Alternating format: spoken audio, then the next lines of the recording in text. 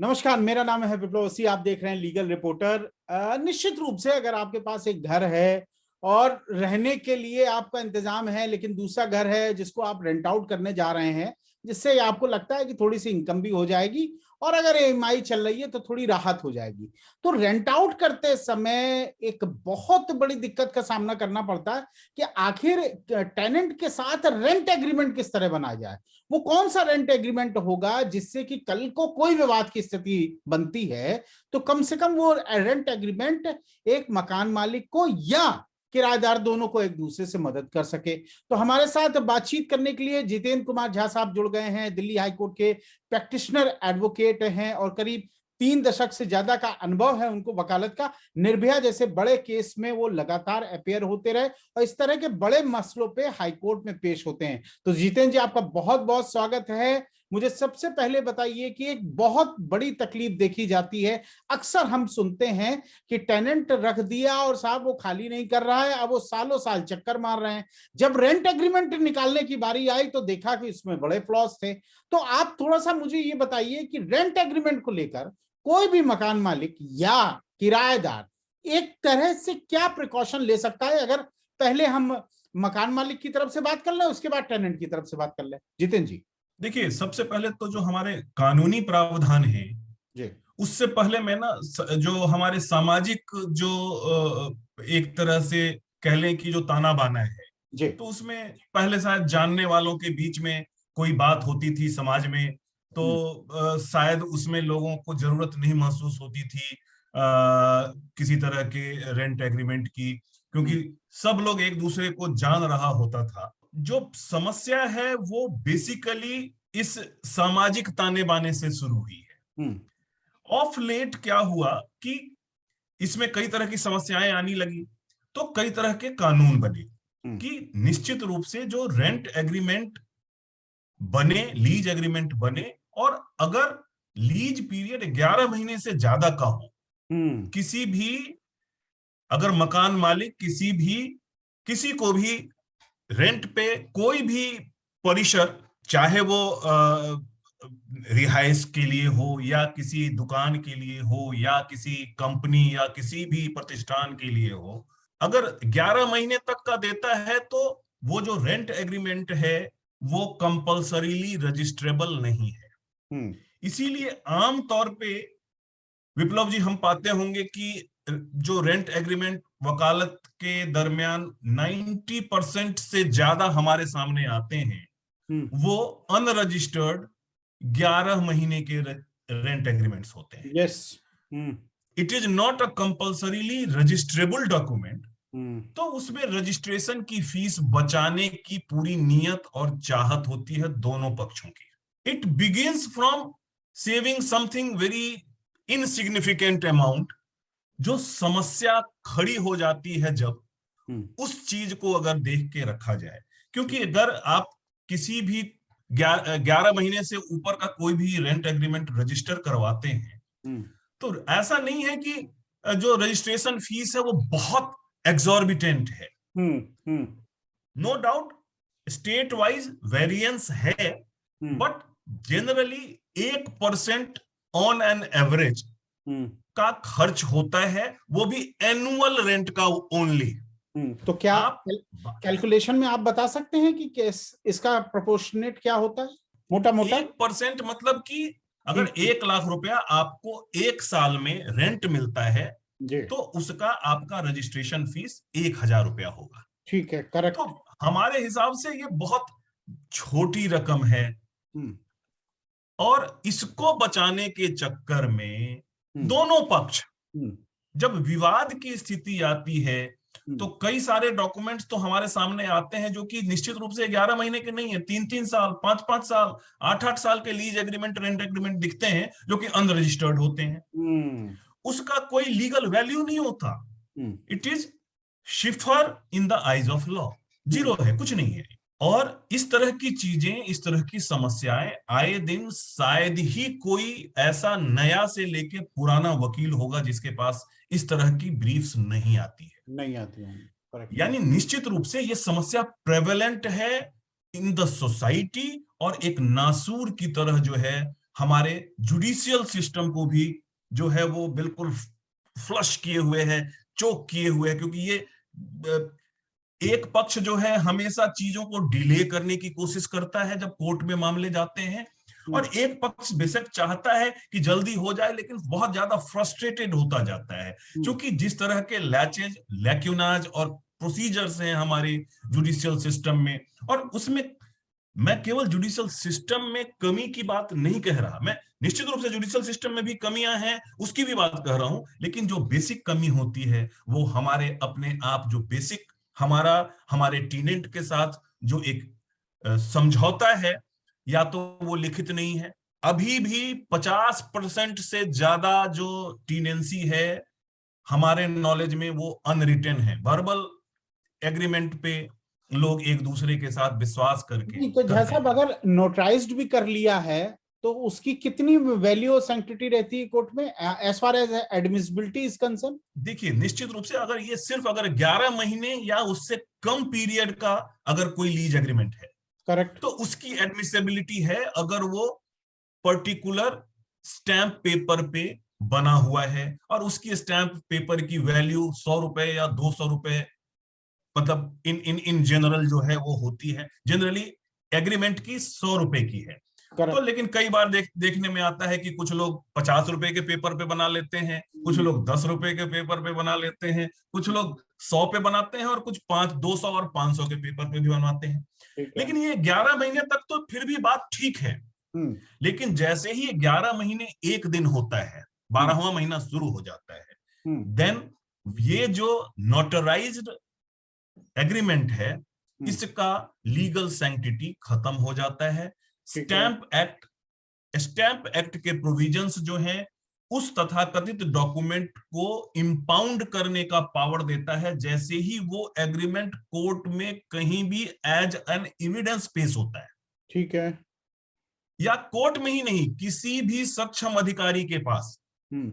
अगर ये डॉक्यूमेंट पेश होगा तो उस अधिकारी को स्टैंप एक्ट में उसकी, मतलब हर अधिकारी की जिम्मेवारी है कि वो पहले उस डॉक्यूमेंट को इंपाउंड करे और फिर उसको कलेक्टर के पास भेजे, और वो कलेक्टर जो है उसमें 10 गुना तक जो भी स्टैंप ड्यूटी इवेडेड है, कम है, उसका 10 गुना तक उसमें पेनल्टी लगा सकता है। ठीक है। ये तो रही कि क्यों जो साइकोलॉजिकली पीपल थिंक कि हम एग्रीमेंट करते ही नहीं है, और करते भी हैं। तो अमूमन ये देखा जाता है कि जो जिस तरह के एग्रीमेंट होते हैं वो या तो कोई टाइपिस्ट बनाता है, जिसमें कि कोई ऐसे जनरलाइज टर्म तो होते हैं, लेकिन जो दो पक्षों के बीच में एक्चुअल समझौता है उसके बारे में उसमें कुछ नहीं आया होता है। और अगेन जब समस्या उत्पन्न होती है, दो पक्षों के बीच में विवाद उत्पन्न होता है, उस समय उस एग्रीमेंट में चूंकि क्लाउजेस ऐसे औने पौने अनेक अनगढ़े लिखे होते हैं कि कई बार तो शब्द की का मतलब नहीं समझ में आता, कई बार वाक्य का मतलब कुछ और समझ में आता है। जी। तो इस कारण से जो अनप्रोफेशनल इस तरह के एग्रीमेंट्स ड्राफ्ट होते हैं, उसमें जब विवाद होता है तो बहुत तरह की समस्याएं आती हैं, और ये 5-5 साल 10-10 साल ये लिटिगेशंस जो है कोर्टों में झूलते रहते हैं। ठीक है जितेंद्र जी, मुझे ये बताइए कि मतलब मैं थोड़ा सा आपसे ये जानना चाहूंगा आपके अनुभव के आधार पे। देखिए, इसको हम हजारों प्रॉपर्टी, लाखों प्रॉपर्टी के अलग अलग एक दूसरे के साथ टेनेंट और जो ओनर है उसके बीच बन रहे हैं, तो हम कोई स्पेसिफिक तो ये नहीं कर सकते कि यही होना चाहिए, लेकिन फिर भी आप अपने अनुभव से बताइए, ये फ्लडेड विद जो केसेस हैं लगातार बढ़ रहे हैं, आपके पास भी हजारों इस तरह के केसेस हैं, फिर भी मेनली क्या इंग्रेडिएंट्स होना चाहिए उस रेंट एग्रीमेंट को, जिससे कि अगर भविष्य में किसी तरह की प्रॉब्लम्स फेस आती है तो आपको पता होना चाहिए, मकान मालिक को पता होना चाहिए, किराएदार को पता होना चाहिए कि हाँ, ये कारक हमने पहले से ही डाल दिए। कोई भी एग्रीमेंट उसी तरह से एक नहीं हो सकता जिस तरह से कोई भी दो केस एक नहीं होता है। नहीं हो सकते, करेक्ट। हो ही नहीं सकता है। जी। तो हर एग्रीमेंट का, क्योंकि उसमें स्थान अलग है, जो भी प्रॉपर्टी है उसका डिस्क्रिप्शन अलग है, जो लेने वाला है उसके टर्म्स अलग हैं, जो देने वाला है उसके भी टर्म्स अलग हैं। लेकिन अगर फिर भी क्या एडवाइस करेंगे? जी एक जनरलाइज्ड जो बातें हैं उसमें सबसे पहले जो प्रॉपर्टी की डिटेल्स है, जी, जो प्रॉपर्टी किराए पे ली जा रही है या दी जा रही है, उस प्रॉपर्टी का प्रॉपर स्पेसिफिकेशन जरूर लिखा हो। Very fine. कई बार हम देखते हैं कि उत्तर दक्षिण पूर्व पश्चिम लिखा तो होता है, लेकिन बिल्कुल वेग सी जानकारियां लिखी होती हैं। मैक्सिमम जो हमारे एग्रीमेंट सिस्टम हमारे सामने आते हैं।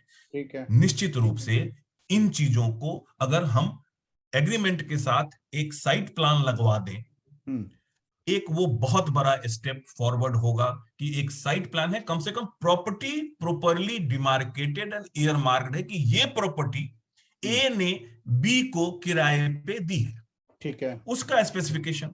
उसके बाद जो लेने वाला है और जो देने वाला है उसकी जो लीगल एंटिटी होती है, क्योंकि हमेशा केवल दो व्यक्ति ही नहीं होता है, कई बार एक व्यक्ति और एक कंपनी होती है, कई बार एक व्यक्ति एक फर्म होता है। तो उन उन उन उन उन चीजों को, दो कंपनियों के बीच में होती है चीजें, तो उस परिस्थिति में जो लीगल एंटिटीज हैं उनका प्रॉपर डिमार्केशन, उसको प्रॉपर उसका मेंशनिंग हर एग्रीमेंट में होना जरूरी है। किस पर्पस से आप उस प्रॉपर्टी को किसी को यूज करने के लिए दे रहे हो, या वो उस किस पर्पस से उसको यूज करने के लिए ले रहा है, वो भी बहुत क्लियरली मेंशन्ड होना चाहिए। कई बार होता है कि रिहाइश के लिए ले लिया जाता है और उसमें दुकान खोल लिया जाता, पार्लर खोल लिया जाता, गोडाउन बना दिया जाता है। तो इन चीजों का बहुत लॉन्ग लास्टिंग और इफेक्ट पड़ता है किसी भी एग्रीमेंट पे। ठीक है। इसके बाद टर्म एंड कंडीशंस की बात है कि जो किराया है वो कितना होगा, किराए में कब से कब पीरियड तक वो किराया आपको लेनदारी को मिल जाएगा और देनदारी को देना ही पड़ेगा। ये चीजें बहुत क्लियरली और स्पेसिफिक टर्म्स में होनी चाहिए।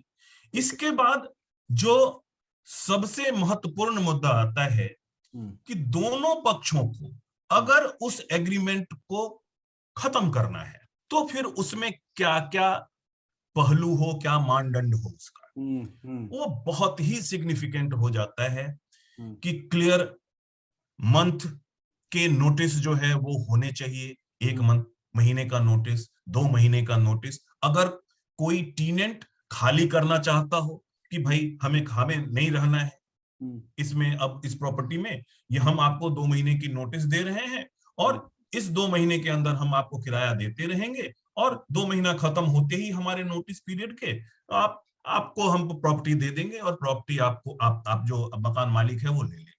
ठीक है। वाइज मकान मालिक भी उस तरह का नोटिस दे सकता है कि भाई अब हम आपको नहीं चाहते हैं कि आज टीनेंट आप रहें, और वो उसको नोटिस दे और उस नोटिस को का बड़ा क्लियर टर्म्स हो कि अगर उस नोटिस को किसी भी तरह से इवेड किया जाता है तो पेनल्टी के टर्म्स भी एग्रीमेंट में बहुत क्लियरली लिखे होने चाहिए।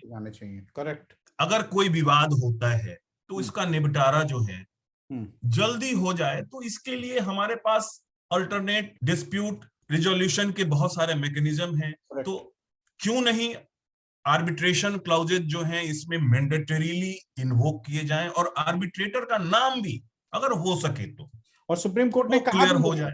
मतलब सुप्रीम कोर्ट ने कहा भी है कि कम से कम टेनेंट और ओनर्स के मामले में एडीआर यानी कि अल्टरनेटिव डिस्प्यूट रेजोल्यूशन को लागू करना चाहिए, जिससे कि फ्लडेड ऑफ केसेस हैं वो कम हो जाए। जी बिल्कुल। उससे ना कोर्टों में जो बहुत ज्यादा समय लगता है, क्योंकि जैसे आर्बिट्रेशन का है उसमें टाइम पीरियड दिया हुआ है कि आर्बिट्रेशन जो है 1 साल में खत्म हो जाना चाहिए, और mutual consent of both the party maximum 1.5 साल में खत्म हो जाना चाहिए। करेक्ट। तो चूंकि टाइम पीरियड डिसाइडेड है तो निश्चित रूप से जो विवाद है उसके निपटारे में बहुत तेजी आती है, और कोर्ट पे जो बोझ है और सालों साल के जो धक्के खाने का जो लोगों की किस्मत हो जाती है, लोगों की फितरत हो जाती है, वो खत्म हो जाएगा। और ठीक है। शायद समाज में एक चेंज भी आएगा मानसिकता में कि अरे हम गलत कर रहे हैं, जानबूझ के किसी किसी मतलब को फंसा रहे हैं इस एग्रीमेंट में, लेकिन ये ज्यादा दिन चलने वाला नहीं, साल से 1.5 साल के अंदर इसका निपटारा हो ही जाना है।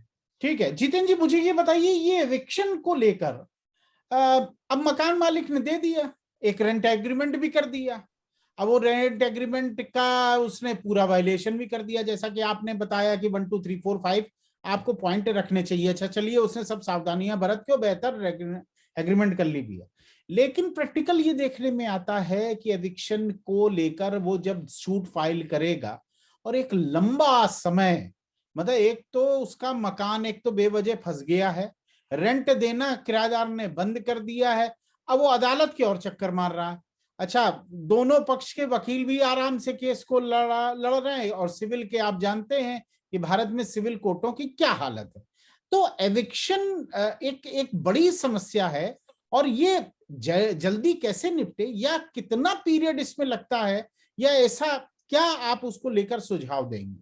देखिए, जिस तरह से खासकर 2 तरह के केसेस जो हैं, जो कि सुप्रीम कोर्ट और हाई कोर्ट्स के जो डाटा बताते हैं, एक 138 के लिटिगेशंस, करेक्ट, जो कि मैक्सिमम नंबर में पूरे जुडिशियल सिस्टम के ऊपर जो है एक बोझ की तरह जमा हुआ मैं है। अपने दर्शकों और को अगर बता दूं, नंबर, माफ कीजिएगा, जो 138 वो कह रहे हैं, उसका मतलब 138 NI act, negotiable instrument act है, जिसको चेक बाउंस कहते हैं। जी जी, प्लीज आप प्लीज बताएं। और अगर दूसरा सबसे ज्यादा बोझ बनाने वाला कोई विषय कोर्टों में है, तो वो लैंडलॉर्ड और टीनेंट का डिस्प्यूट है। Correct correct.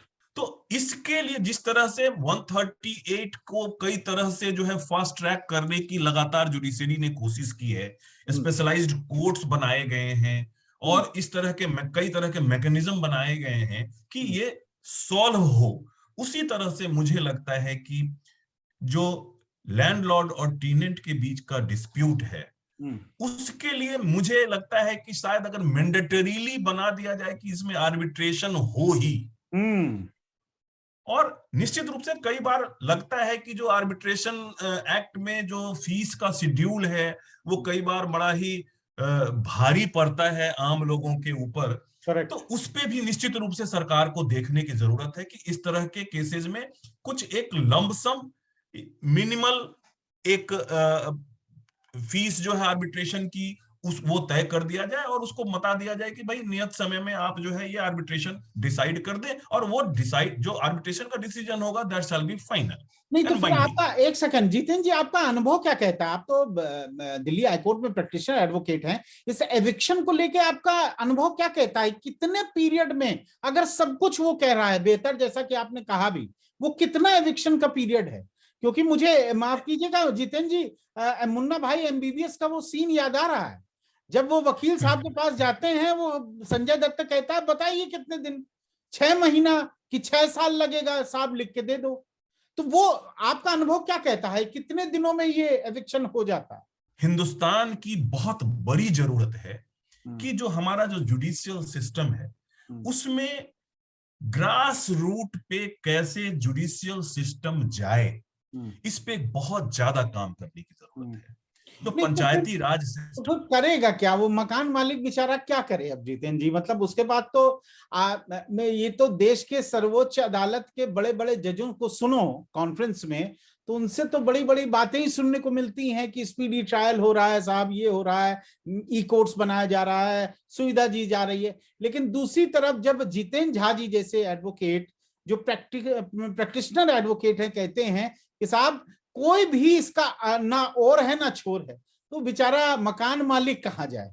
देखिए, इसीलिए मैंने ये बात कही ना कि इसमें जैसे पहले चेक बाउंसिंग के मामले जो हुआ करते थे, वो उसमें क्रिमिनल एंगल नहीं हुआ करता था, लेकिन निश्चित रूप से पार्लियामेंट इन इट्स विजडम उसको लगा कि नहीं, मतलब इस तरह के मामले जो है लोगों को परेशान कर रहे हैं, तो उसको क्रिमिनलाइज किया गया। और नो डाउट उस क्रिमिनलाइजेशन के एंगल आने के बाद मैं नहीं कहूंगा कि ऑफेंस शायद बहुत कम हो गया कि, लेकिन चांसेस ऑफ रिकवरी जो है जरूर बढ़ गई है। बढ़ गई है। लोगों को अब चेक काटते हुए डर लगता है सर। जी बिल्कुल। तो इसी तरह से क्या इस तरह के जो लैंडलॉर्ड टीनेंट के मामले हैं उसको भी क्रिमिनलाइज किया जाए?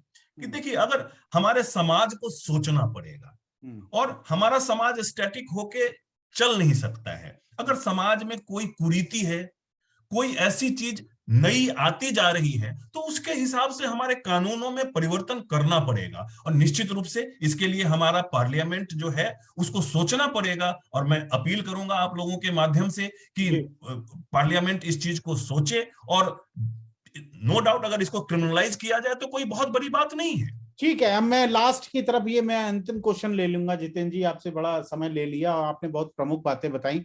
फिर भी जो टेनेंट और ओनर के मसले पर आपका जो अनुभव कहता है, एक तो विवाद रेंट एग्रीमेंट को लेके हो गया, एक आपके अनुभव के अनुसार और क्या क्या चीजें हैं जो बेसिकली दोनों पक्ष को ध्यान में रखनी चाहिए, अगर कुछ एडवाइस कर सकें संक्षेप। मैं सबसे बड़ा एडवाइस ये करूंगा कि 2 पैसे बचाने के चक्कर में ये ना हो कि आपका एग्रीमेंट जो बनता है वो किसी भी Tom Dick and Harry printer typist और डॉक्यूमेंट मेकर के पास बन जाए। आप प्रॉपर वकील के पास जाइए, उससे उसकी राय लीजिए, जो भी उसकी फीस बनती है उसको दीजिए, और उसको प्रॉपरली वेट करा के तभी एग्रीमेंट बनाइए। जो जड़ है वो यही है, क्योंकि अल्टीमेटली एग्रीमेंट जो प्रॉपर वेटेड और ड्राफ्टेड एग्रीमेंट है वो निश्चित रूप से राहत देता है, और उस पे कानून भी बाध्य होता है। जो कानून की जो एजेंसियां हैं वो भी बाध्य होती हैं कि वो उस आदमी को जिसके पक्ष में है उसकी मदद करे ही। करेक्ट, बिल्कुल करेक्ट, सही बात है। और मैं थोड़ा सा एड ऑन इसमें और कर दूं, जितेंद्र झा जी की आपने बात सुन ली है, इसको तो आपने गांठ बांध लीजिए। और आप एक बात और समझ लीजिए, ये जो रेंट एग्रीमेंट है आज केवल लोअर कोर्ट के लिए नहीं है। अगर कल सुप्रीम कोर्ट तक जाना पड़ा तो सुप्रीम कोर्ट में भी यही एग्रीमेंट देखा जाएगा, प्राइमरी, कि आपने क्या बनाया है। जिस तरह एफआईआर होती है किसी क्रिमिनल केस में, वैसे ही आपके टेनेंट और ओनर झगड़े में वहां पर आपका रेंट एग्रीमेंट बड़ा इंपॉर्टेंट है। और इसीलिए आज जितेंद्र झा जी से हमने समय लिया और इसको समझा। आपका बहुत बहुत शुक्रिया, बहुत बहुत धन्यवाद। फिर भी आपका कोई प्रश्न है तो लगातार एक ईमेल और मोबाइल नंबर चल रहा है। जितेंद्र झा जी से अगर कोई आपको बात करनी, कोई सलाह लेनी है तो इस नंबर को आप डायल कर सकते हैं, उनसे सलाह ले सकते हैं। बहुत बहुत शुक्रिया, बहुत बहुत धन्यवाद, नमस्कार। धन्यवाद। लीगल रिपोर्टर के सभी वीडियो को देखने के लिए लीगल रिपोर्टर को सब्सक्राइब करके बेल आइकन बटन जरूर दबाएं।